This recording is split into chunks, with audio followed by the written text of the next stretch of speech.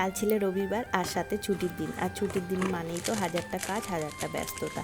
সবাই কেমন আছো? আশা করছি ভালো আছো, সুস্থ আছো। আমিও কিন্তু খুব ভালো আছি। কালকে না একটাও ভিডিও পোস্ট করতে পারিনি, ভিডিও তুলতেও পারিনি, কারণ এত কাজের চাপ ছিল কালকে। তার মধ্যে জানো তো কালকেও না, পরশু দিন শনিবার রাত্রিবেলা আমার গ্যাসটাও শেষ হয়ে গেছিলো। আর এখনও না আমাদের এইদিকে সেই 45 দিনের আগে গ্যাস বুকিং নিচ্ছেই নাই। তাই কী যে আমার অবস্থা হয়েছিল, রবিবার সারাটা দিন আমি ইন্ডাকশানে রান্না করেছি, তার জন্য আরোই ভিডিও কোনো তোলাই হয়নি, জানো তো। সবাই কেমন আছো বলো, একটা দিন পর তোমাদের সাথে আবার কথা বলছি। আর এই যে আজকে আমি ওপরের ঘরে নতুন একটা বিছানা চাদর পাচ্ছি। চাদরটা কীরকম লাগলো তোমরা কিন্তু অবশ্যই আমাকে কমেন্ট করে জানিও। আর এই চাদরটার সাথে দেখছি দুটো কোলবালিশের ওয়ার দিচ্ছে, আর আমার তো ওপরের ঘরে একটাই কোলবালিশের ওয়ার, ভালোই হয়েছে। আর একটাকে তুলে রেখে দিলাম। আর এই রঙটা আমার কিন্তু খুব পছন্দ হয়েছে বিছানা চাদরের। অনেক দিন আগে কিনেছিলাম, জানো তো, অনেক পুরনো চাদরটা। আজকে ফাইনালি সেটাকে পাতলাম। আর আমার এইদিকে ঘর গোছানো কমপ্লিট হয়ে গেল।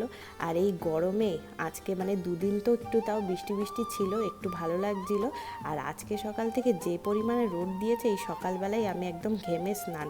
তাই তাড়াতাড়ি করে ঘরের কাজগুলো সেরে নিচ্ছি। আর আজকে তো আবার স্কুল খুলে যাচ্ছে, কারণ আজকে 1 জুন। আর আজকে থেকেই গরমের ছুটি শেষ হয়ে গিয়ে স্কুল আবার খুলে যাচ্ছে, ছেলেও স্কুলে যাবে। তাই তাড়াতাড়ি ওর বই খাতার জায়গাটাও গুছিয়ে নিচ্ছে। ওকে এত বলছিলাম, সারা দেখো গরমের ছুটি শেষ হয়ে গেল, ওর বই খাতার জায়গা গোছানোর ওর সময় পাইনি। এত ওর পড়ার, দিনবেলা খালি পড়তে যাচ্ছে আসছে, তাই পড়ার আর ওর বই খাতা আর গোছানোর সময় পাচ্ছে না। তাই আমি আজকে ওর বই খাতা গুছিয়ে ঘর দরজা গুছিয়ে ফেললাম।